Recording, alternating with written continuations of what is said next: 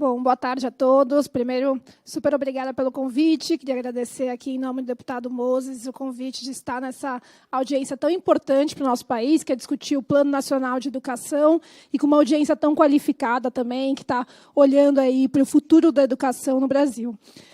Acho que o primeiro ponto que eu queria trazer aqui um pouco para vocês hoje é que a gente quer falar especificamente sobre o objetivo 5, olhando para a aprendizagem adequada dos estudantes no ensino fundamental dos anos iniciais, finais e ensino médio. Eu trouxe aqui um pouquinho só quem é o Todos para a Educação, mas acho que todos aqui dessa plateia conhecem, então não vou me alongar aqui e gastar meu tempo especificamente aqui no ponto da audiência. Então, em relação à aprendizagem adequada, acho que a primeira discussão que a gente teve, uma premissa importante que fez com que a gente entrasse nessa análise é o Plano Nacional de Educação, para ele ser de fato um compromisso real que garanta um futuro da educação pública de qualidade, a gente precisa sim ter metas ambiciosas, mas essas metas precisam ser factíveis.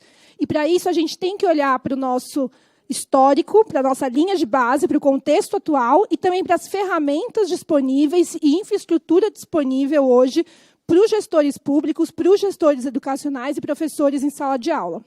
Então, tudo que a gente vai trazer aqui não é que não faz parte do nosso desejo. Nosso desejo é, sim, que a gente tenha 100% dos estudantes em aprendizagem adequada em todas as etapas do ensino. Mas o que a gente está trazendo aqui é, com base em dados e nas projeções dos últimos anos, o que a gente entende que é possível atingir nos próximos 10 anos. E, para isso, como a professora Tereza já trouxe, a gente ainda não tem hoje o indicador oficial de aprendizagem adequada. Mas o que a gente trouxe aqui foi um indicador que o Todos pela Educação usa desde 2006, que ele definiu em parceria com o professor Chico Soares, com base tanto no SAEB quanto no PISA, né, a avaliação internacional, que olha também indicadores de aprendizagem de estudante com 15 anos. E, com base nisso, a gente criou algumas notas de corte com base no SAEB, para o que a gente considera aprendizagem adequada e aprendizagem abaixo do básico. E aí, só a título de exemplificação, se a gente olhar a aprendizagem adequada, né, e fizer uma transferência para o que seria o PISA, isso daria mais ou menos 70% dos estudantes dos países da OCDE. E se a gente olha para a aprendizagem abaixo do básico, aí a gente está falando em cerca de 5% dos estudantes dos países da OCDE. Bom, com base nesse indicador que a gente está usando, que a gente sabe que pode mudar e alterar depois da definição do indicador pelo INEP, a gente fez uma projeção aqui, e aí eu queria levantar 2 pontos importantes que a gente vai olhar a seguir nos próximos 3 slides. O primeiro temos 3 linhas aqui. Uma linha laranja é a linha que seria o crescimento nacional da projeção, né, a projeção, na verdade, do crescimento nacional do último decênio. Então, nos últimos 10 anos, nos anos iniciais do fundamental, a gente avançou em aprendizagem cerca de 10 pontos percentuais. Então, a gente pegou essa variação e projetamos aí para os próximos 10 anos, o que daria, então, esse número laranja, que é em torno de 57,1%. O número roxo é o número que está hoje no texto que veio do governo federal, que está sendo analisado aqui na Câmara dos Deputados, de uma meta de 100% em 10 anos. E o tracejado cinza é a meta que nós estamos propondo com base nessas projeções. Um outro número que eu queria chamar a atenção e que vai se repetir, né, um outro marco temporal, na verdade, que vai se repetir ao longo dos outros slides, é esse ano de 2031, que seria a meta intermediária, mas mais do que a meta intermediária, aqui a gente está olhando o cohorte dos estudantes que estão em 2031 como anos iniciais e que a gente vai acompanhar ao longo do tempo nas outras etapas de ensino. Porque o estudante aqui em 2031, desse cohorte, ele vai ser o estudante em 2035, no 9º ano do ensino fundamental, e no 3º ano do ensino médio em 2034. Quer dizer, né, e o estudante do ensino fundamental vai ser o do ensino médio. Então, são 2 pontos que eu queria chamar a atenção aqui para vocês levarem em consideração ao longo da apresentação. Dito isso, o que nós usamos aqui como base para fazer essa projeção? para além de todos as novas políticas que existem hoje, principalmente do ponto de vista de financiamento, né? Então, o novo INEP, o novo Fundeb, entendendo que o novo Fundeb ele é, sim, um fator que pode impactar em resultados e deve impactar resultados, tendo em vista o seu aumento considerável, a gente levou em consideração a política que é muito crucial aqui para os anos iniciais, que é a política do criança alfabetizada. Na política criança alfabetizada, a meta é que, até 2032, 90% dos estudantes do segundo ano estejam alfabetizados em idade certa. Considerando que a aprendizagem em idade certa a gente entende como um insumo crucial para a aprendizagem de outras matérias, inclusive língua portuguesa e matemática, a gente considerou, então, que, ao final de 2035, esse 90% seria o estudante de 90% de alfabetização adequada. E aqui a gente está sendo super ambicioso, entendendo que não há nenhum tipo de perda de aprendizagem ao longo desses anos.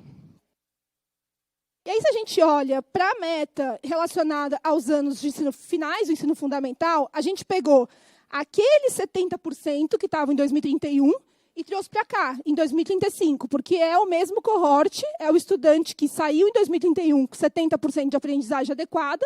E a gente, de novo, está partindo de uma premissa, uma hipótese, de que não haverá nenhum tipo de perda de aprendizagem e que, em 2035, ele terá 70% da aprendizagem adequada para os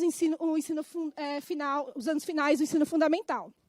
E aqui, queria só trazer um ponto que é, apesar da diferença muito grande, né, entre a nossa proposta e a proposta que veio do texto do governo, a gente tem um crescimento bastante considerável. A gente está falando aqui de um avanço de 52 pontos percentuais nos próximos 10 anos. E quando a gente olha o histórico nacional, os últimos 10 anos, a gente não avançou sequer 10 pontos percentuais nessa etapa de ensino. Então, acho que esse é um ponto importante para dizer, estamos sendo ambiciosos aqui, porém trazendo um dado um pouco mais factível e realista com o nosso contexto atual e nosso histórico dentro do sistema educacional brasileiro. E, por fim, o último ponto que eu queria trazer é do ensino médio. E aí o ensino médio é o nosso grande desafio aqui também, né? Então, a gente tem, olhando para aquele estudante que está na aprendizagem adequada em 2031, 50%, que a gente entende que em 2034 ele terá essa aprendizagem adequada, e aí a gente achou razoável entender que ele também, em 2035, né, os cohorts acompanhariam essa aprendizagem adequada, e também uma meta bastante ambiciosa, olhando aí um avanço de 42 pontos percentuais.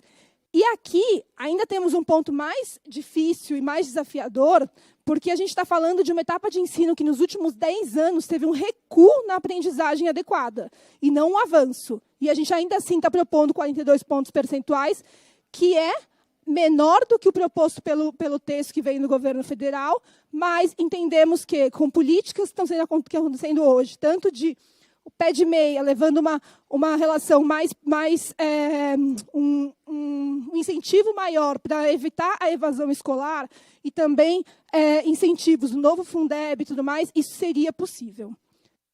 Falei muito rápido, mas espero que a gente tenha um tempinho para discutir melhor esses pontos. Mas queria trazer aqui um último ponto que a gente também gostaria de sugerir, que é, para além da gente olhar a aprendizagem adequada, tendo em vista a nossa linha de base e o nosso contexto atual, é fundamental que a gente olhe para aqueles estudantes que estão abaixo do básico.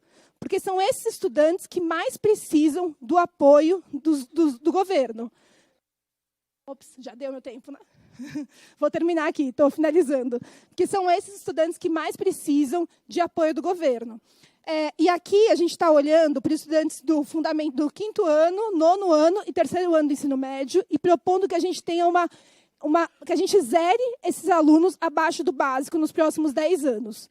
De novo, é uma meta ambiciosa, mas aqui a gente entende que é uma forma da gente incentivar ainda mais um olhar equitativo e um olhar de redução das desigualdades dentro do sistema educacional brasileiro. Falei demais, falei rápido, mas espero que tenha ficado claro e espero que a gente consiga falar depois com mais calma nas dúvidas. Obrigada.